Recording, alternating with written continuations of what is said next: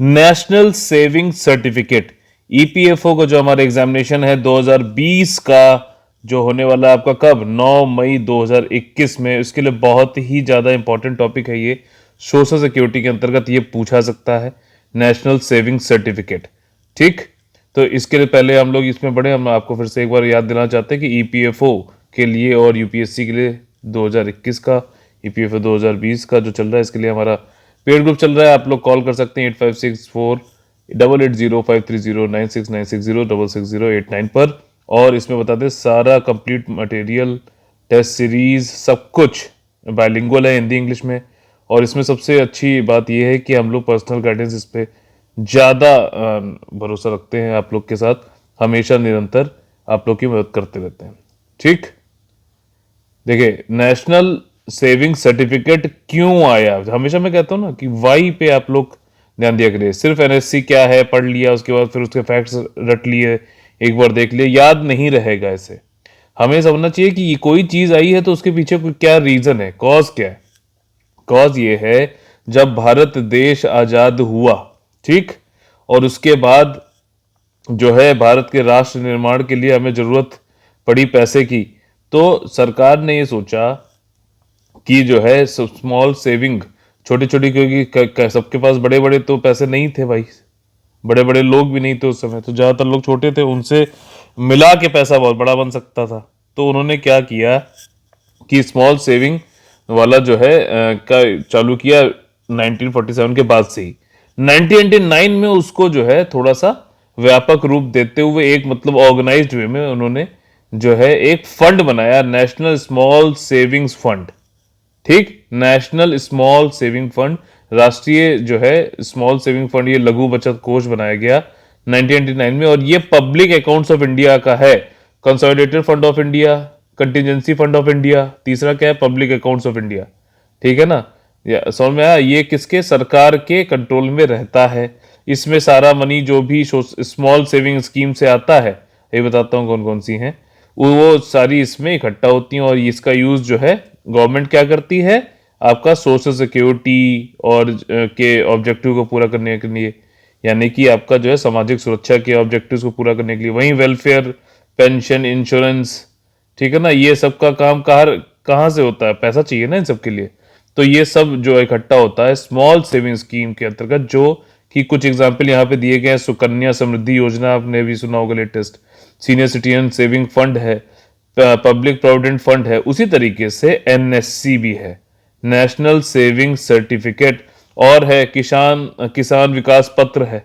ठीक, तो यहां पे हम लोग का फोकस है एनएससी, ठीक, जो कि पोस्ट ऑफिस वाला जो है नेशनल सेविंग सर्टिफिकेट पर है।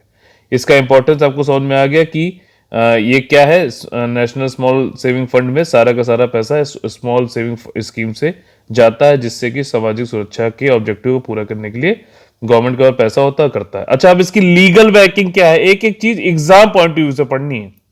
हमें एक जनरल इन्वेस्टर की तरह नहीं पढ़ना है यहाँ पे कि एनएससी अच्छा एक स्मॉल सेविंग स्कीम है, इसमें हम लोग को पैसा डालना है, 5 साल बाद जो है कुछ ब्याज के बाद, जैसे 6.8 अभी चल रहा है, तो उतना पैसा हमारा हो जाएगा, वो नहीं। हमें एग्जाम पॉइंट ऑफ व्यू से यहाँ से देखना है, और जनरली भी जो चीजें बाकी लोग को समझनी चाहिए वो भी इसमें इंक्लूड मैंने कर दी। तो एनएससी जो नेशनल सेविंग सर्टिफिकेट है, उसकी लीगल बैकिंग क्या है, वो ये है कि नेशनल सेविंग सर्टिफिकेट रूल्स बनाए गए 1989 में। ठीक, 1989 में रूल्स बनाए गए, और इसमें यह बोला गया कि जो आपका गवर्नमेंट सेविंग सर्टिफिकेट रूल्स है, उसका सेक्शन जो एक्ट है, गवर्नमेंट सेविंग सर्टिफिकेट एक्ट 1959 का, उसका धारा 12 जो है, धारा 12 सेक्शन 12 जो है, उसके अंतर्गत हमें ये बताया गया कि सेविंग सर्टिफिकेट इशू किए जाएंगे, और ये फोर्स में आ जाएंगे 8 मई 1989 से। मैं इसलिए बता रहा हूँ डेट, हो सकती है क्योंकि यूपीएससी के ईपीएफओ के एग्जाम में फैक्ट्स पूछे गए हैं पीछे, तो भाई हो सकता है कि पूछ ले, बताओ ये कब इफेक्ट में आया था। ठीक, कुछ भी चीज छोड़नी नहीं है। अब एनएससी की हिस्ट्री, हमने फंड की हिस्ट्री तो जान ली, समझ लिया भाई सामाजिक सुरक्षा का उद्देश्य क्यों जरूरी है। अब एनएससी जो नेशनल सेविंग सर्टिफिकेट है, उसका इतिहास जान लेते हैं। ये इंट्रोड्यूस कर दिया गया था, जैसा मैंने पहले आपको बताया, soon after independence, to encourage small saving among Indians और नेशन बिल्डिंग का इसमें काम हो सकेगा। ठीक, भारतीयों के बीच छोटी बचत को प्रोत्साहित करने और राष्ट्र निर्माण के लिए धन एकत्र करने के लिए स्वतंत्रता के तुरंत बाद राष्ट्रीय बचत प्रमाण पत्र या एनएससी की शुरुआत की गई। ठीक, ये पार्ट है, ये जो स्कीम है एनएससी की, ये पार्ट है पोस्टल सेविंग सिस्टम की। इंडियन पोस्ट ऑफिस में जाके आप एनएससी ले सकते हैं। इसका सबसे बड़ा आकर्षण क्या है इस स्कीम का? ये रिस्क फ्री है। क्यों? क्योंकि गवर्नमेंट इसको जो है बैक करके देती है, गवर्नमेंट की मोहर है, मिनिस्ट्री ऑफ फाइनेंस देखती है, ध्यान रखिएगा, मिनिस्ट्री ऑफ फाइनेंस, गवर्नमेंट की तरफ से भी मिनिस्ट्री ऑफ फाइनेंस की इसके ऊपर ठप्पा है, उनका भरोसा है। जैसे कहते हैं ना, बैंक है, अगर प्राइवेट बैंक हो, जैसे अभी लक्ष्मी विलास बैंक में आपने सुना होगा नाम, यस बैंक में बात सुना होगा, तो ये प्राइवेट बैंक है, हो सकता है भाग जाएंगे, लेकिन कहते हैं ना सरकारी बैंक ही नहीं भागेगा, तो सरकार का भरोसा वाली बात है। ठीक, नेशनल सेविंग सर्टिफिकेट के फीचर्स, ये बहुत ज्यादा इंपॉर्टेंट है भाई। उसके अंदर क्या है, हो सकता है कुछ क्वेश्चन में जो है एक दो तीन चार पूछ ले और पूछ ले बताओ कि कौन सा सही है कौन सा गलत है। तो सबसे पहले बिल्कुल point to point without any extra frills, देखिए टेन्योर क्या है, 5 साल का, पहले 10 साल का होता था, वो डिसकंटिन्यू हो गया। ठीक, दूसरा क्या है, कौन कौन इसमें इन्वेस्ट कर सकता है? आपका इंडिविजुअल भी कर सकता है, ज्वाइंट इंडिविजुअल भी कर सकते हैं, माइनर्स भी कर सकते हैं, लेकिन उस केस में गार्जियन का होना जरूरी है। ठीक, तो इसका मतलब कोई भी इसमें एज लिमिट नहीं है, हो सकता है बच्चे के 1 महीने के बाद ही उसके नाम पे खोल दिया जाए, एनएससी करा दिया जाए।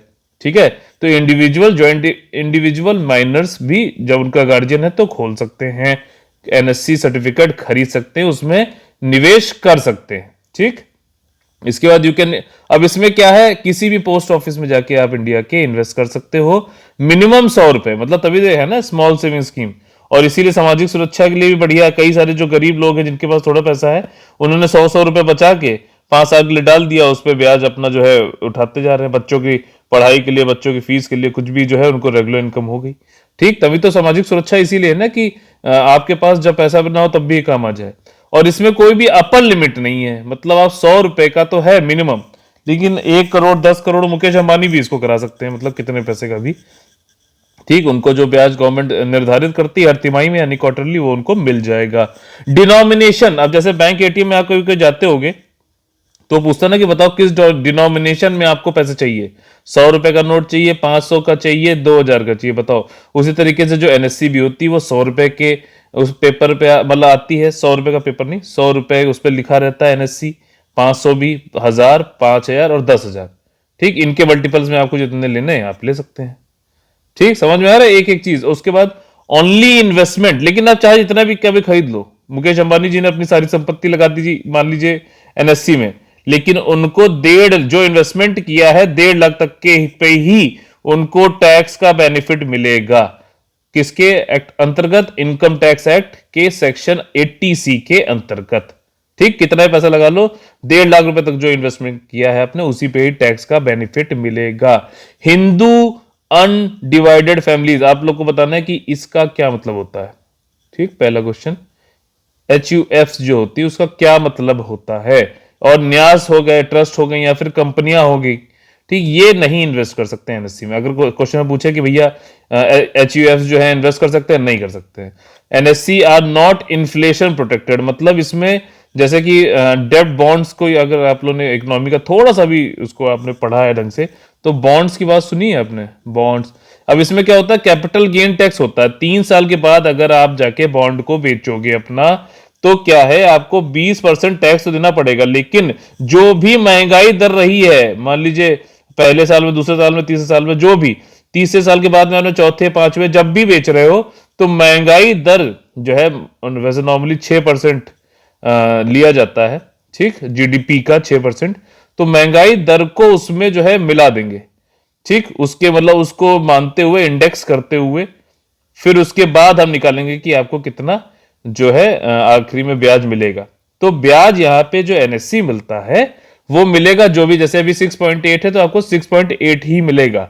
अब यहां पे अगर महंगाई दर 6 है तो आपको इफेक्टिवली या फिर रियल जो आपको ब्याज मिला, जो आपको इंटरेस्ट मिला, ठीक, वो कितना मिला, 0.8% ही मिला, ये यहां पे कहना चाहता है। ठीक, इसीलिए गवर्नमेंट ज्यादातर क्या करती है कि जो इसका इंटरेस्ट होता है वो जो भी महंगाई दर चल रही है, जो भी इन्फ्लेशन चल रहा है, उससे थोड़ा सा ऊपर रखते हैं। अब जैसे 6.8 अभी है, ये आपका मार्च अप्रैल मई जून जो 2021 2020 वाला है उसमें ये 6.8 कर दिया है। उसके पीछे जो 2019 2020 वाला जो साल था, और उसमें की भी जनवरी फरवरी मार्च वाला था, उसमें ये था 7.9। ठीक, 8% तक था, अब काफी कम कर दिया गया है। और ये इन्फ्लेशन जो है इसको सिक्योर नहीं करता है। ठीक, इसमें ये कह रहा है कि सिर्फ इंडियन रेसिडेंट्स ही इन्वेस्ट कर सकते हैं। सामाजिक सुरक्षा अगर हमारी हो रही है तो इंडियन रेसिडेंट्स की ही सिर्फ होगी। अच्छा, रेसिडेंट क्या होता है? रेसिडेंट ये होता है कि जो इंडिया में 182 दिन लगातार से रह रहा हो, किसी एक जगह पे इंडिया में रह रहा हो, तो वो होगा। तो अब आपको ये कमेंट करके बताना है कि यार इसमें फॉरेनर्स भी आ जाएंगे क्या? फॉरेनर्स भी आ जाएंगे कि सिर्फ इंडियन सिटीजन्स के लिए ही होगा, है ना? ठीक, अगले फीचर्स इसमें ये बताए गए कि इसके जो अकाउंट होते हैं, अब एनएससी के अकाउंट्स हैं, अकाउंट खुलता है, उस पे आप लोग फिर सर्टिफिकेट खरीद पाते हो। पोस्ट ऑफिस में जाके अकाउंट खुलवाओगे, फिर सर्टिफिकेट खरीद पाओगे। तो ये 3 टाइप के अकाउंट होते हैं। ठीक, आपका सिंगल होल्डर, ज्वाइंट सर्टिफिकेट ए वाला और ज्वाइंट सर्टिफिकेट बी वाला। ठीक, सिंगल ए और बी, ज्वाइंट सर्टिफिकेट जेसी बी और जेसी ए। ठीक है, अब इसमें क्या है, सिंपल सा है। जेसी ए में क्या है, मान लीजिए 2 है, ठीक, 2 बॉन्ड होल्डर जो होल्डर है उसमें, तो इन दोनों को जो भी पैसा आया, मान लीजिए 100 रुपए आया, तो इनको 50-50 रुपए मिल जाएंगे। बी वाले में क्या होगा, मान लीजिए 2 थे, ठीक, तो उन दोनों में से किसी एक को मिलेगा, दूसरे को नहीं मिलेगा, इसको मिलेगा तो इसको नहीं मिलेगा। ये कहना चाह रहा है पे सिंपल। ठीक है, अगला क्या है फीचर कि आप एनएससी आपके पास है तो आप उसके एवज पे, ठीक, उसको कोलेट्रल बनाते हुए, जैसे होता है ना घर गिरवी रख दिया फिर लोन ले रहा है कोई, वैसे ही एनएससी को भी रख कर गिरवी आप लोन ले सकते हैं। एक एक पॉइंट क्लियर हो रहा है ना? बताइएगा जरूर कमेंट करके, और अगर सही लगे तो लाइक शेयर कमेंट सब्सक्राइब जरूर करिए। इन्वेस्टमेंट जो इसमें होता है वो, अगर किसी जिसने भी लिया है, होल्डर जो भी है, उसकी डेथ हो जाती है तभी विड्रॉल हो सकता है, नहीं तो 5 साल के बाद ही मैच्योरिटी पे ही ये आप इसको एनकैश करा सकते हैं, नगदी में चेंज कर सकते हैं। अभी जो करंट रेट है वो 6.8 है। गवर्नमेंट या फिर मिनिस्ट्री ऑफ फाइनेंस इसको रिवाइज करती है हर तिमाही, यानी कि हर 3 महीने या फिर हर क्वार्टर के बाद। ठीक, और ये कंपाउंडेड होता है एनुअली। जो चक्रवृद्धि हो रहा है, चक्रवृद्धि हो रहा है, वो एनुअली हो रहा है, हर साल बाद। ठीक, या अगर बैंक का देखा जाए जैसे, तो वो बैंक्स क्या करती है, जैसे आपने एफडी कराई या फिर आपने कराई आरडी, रिकरिंग डिपॉजिट, या फिर फिक्स डिपॉजिट, ठीक, टर्म डिपॉजिट भी बोलते हैं इसे, तो वो क्या है कि हर तिमाही पे कंपाउंड हो जाता है। कंपाउंड का क्या मतलब है, जितना भी मान लीजिए आपका मूलधन या फिर प्रीमियम था, ठीक, उस पर कुछ इंटरेस्ट मिला, ठीक, इंटरेस्ट बन के मान लीजिए ये पी प्लस आई जो हो गया आपका। ठीक, अब दोबारा अगर कंपाउंड इसको क्वार्टरली कर देंगे तो क्या होगा कि ये फिर क्वार्टर, ये दोनों मिल गए 3 महीने के बाद, पीआई पूरा बन गया, और फिर इसके इसके ऊपर फिर आपको फिर से आई मिलेगा। समझ रहे हो? मूलधन मान लो 10 रुपए है, इस पे आपको 2 रुपए का इंटरेस्ट मिला, और जब कंपाउंड करेंगे तो क्या है कि 2 रुपए का मान लीजिए 2% है जो भी था, तो अब अगली बार जब कंपाउंड होने के बाद मान लीजिए तिमाही पे किया, तो तिमाही के बाद 12 रुपए पे फिर आपको 2 रुपए मिलने लग गया। लेकिन अगर ये एनुअली होगा तो 10 रुपए, पूरे साल के बाद 2 रुपए मिला, तो फिर एनुअल के बाद, उस साल के बाद 12 रुपए आपको मिलेगा, फिर अगले साल 1 साल तक। तो ये थोड़ा सा यहाँ पे एक चीज देखने वाली हो सकता है, क्वेश्चन में आपको घुमा के थोड़ा सा भी अंदरूनी पूछेगा, तब भी आप इसको आंसर कर लोगे ना। ठीक, उसके बाद क्या, interest rates are revised every quarter, ठीक, जो कि यहाँ पे बताया मैंने, मिनिस्ट्री करती है। और prevailing to government bonds, government से कुछ बॉन्ड्स होते हैं, उनको जिल्ट बॉन्ड्स भी कहते हैं, गवर्नमेंट पेपर, गवर्नमेंट सिक्योरिटीज भी बोलते हैं। ठीक है, जैसे रेपो रेट की बात होती है आपकी, आजकल इकोनॉमी में अभी मॉनेटरी पॉलिसी निकाली है आरबीआई ने, तो उसमें रेपो रेट की बात होती है। तो रेपो रेट में क्या होता है, रेपो रेट में ये होता है कि आरबीआई के पास कुछ गवर्नमेंट बॉन्ड्स होते हैं, और या फिर बैंक्स के पास में कुछ गवर्नमेंट बॉन्ड होते हैं, तो उनको उठा के वो आरबीआई को देती है, आरबीआई से पैसा ले लेती है। ठीक है ना? रेपो में यही तो है, river repurchase option, repo repurchase option repo, कुछ शॉर्ट टर्म ये वो होता है, ठीक है। तो इसमें गवर्नमेंट बॉन्ड्स का ही लेन देन होता है, रिवर्स रेपो में भी गवर्नमेंट बॉन्ड्स का ही, सिक्योरिटीज का ही, जिल्ट बॉन्ड्स का ही लेन देन होता है।